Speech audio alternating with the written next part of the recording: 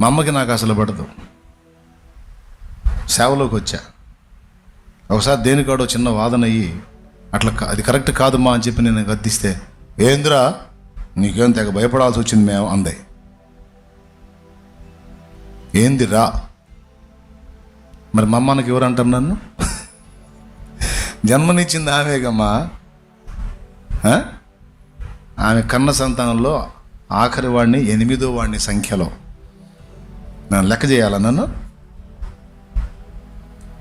ఏదో పాపం ఆవేశం వచ్చింది.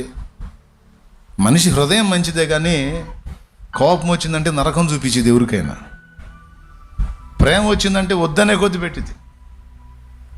నేను అంటాను, ఎంతసేపు ఎగబడి పెట్టడం ఎందుకు, ఆవేశం రాగానే నేను అన్ని పగలగొట్టడం ఎందుకే, నువ్వు బ్యాలెన్స్ ఉండమంటాను నేను.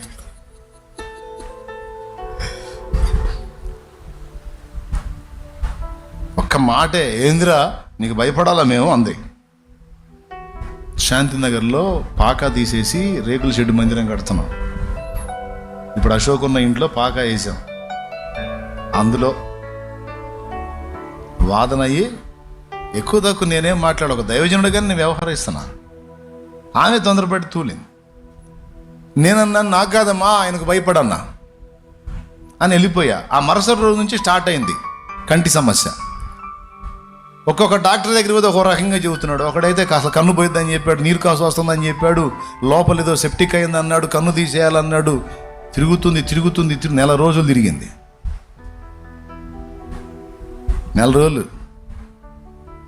చివరికి ఆ పాకాలోకి వచ్చి నేను మోకాళ్ళుని ప్రార్థన చేసుకుంటుంటే పాపం వచ్చి ఎండకి తిరిగి వచ్చి అడ్డం పడింది.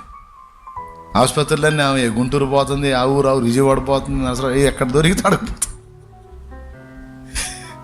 ఎవడు సరైన సమాధానం చెప్పట్లా, రోగం ఎందుకు చెప్పట్లా, ఆ కన్నేమో ఇబ్బంది అయిపోతుంది. నేను ప్రార్థనలో ఉన్నాను. ఆ రోజు వచ్చి ఆమె అట్లా అడ్డం పడింది. సడన్గా లేచింది. లేచి నేను ప్రార్థనలోంచి లేచిందా కూర్చొని ప్రేయర్లోంచి లేచిందాక, అయ్యా ప్రార్థన చేయ నాకంది. దేనికి మా అన్న తేడా పడ్డానయ్యా, దేవుడు నాతో మాట్లాడాడన్నాయి. నేను తేడా పడ్డా, ఏం మాట్లాడాను? కొన్ని రోజుల క్రితం ఓ సందర్భంలో, ఏందిరా నువ్వు చెబితే మేము వినాలా, నీకు భయపడాలా అన్నాను కదా, ఆ రోజు నుంచి నాకు బాగుంటలేదయ్యా అంది. ఏమైందన్న? నాకు అప్పుడు కన్ను చూపించి ఏడ్చింది. నేను అన్నాను, నన్ను అన్నందుకే దేవుడు ఇలాంటి పనిష్మెంట్ నీకు ఇచ్చాడని గ్యారెంటీ ఏంటి? మామూలుగా వచ్చి ఉండొచ్చుగా అన్నాను. కాదయ్యా, ఇప్పుడు నేను ఇక్కడ పండుకుంటే దేవుడు నాతో మాట్లాడాడు, నాకు ఆ సన్నివేశాన్ని గుర్తు చేశాడు. కొన్ని రోజుల క్రితం నా దాసుణ్ణి నువ్వేమన్నావు? ఏమన్నావు? అరే అంటావా? ఏందిరా అంటావా? నీకు భయపడాలా అని నా దాసుని ధిక్కరిస్తావా? ఒప్పుకో.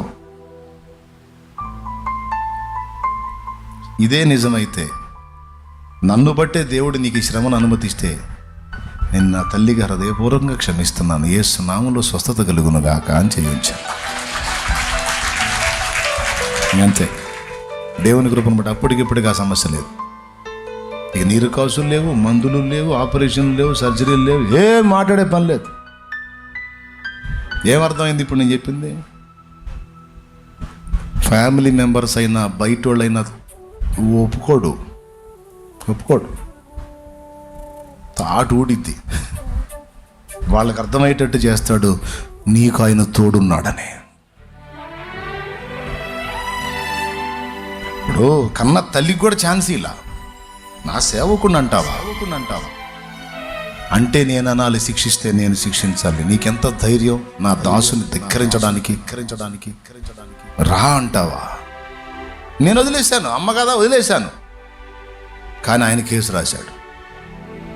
నెల రోజులు చుక్కలు కనపడ్డాయి మా అమ్మకి.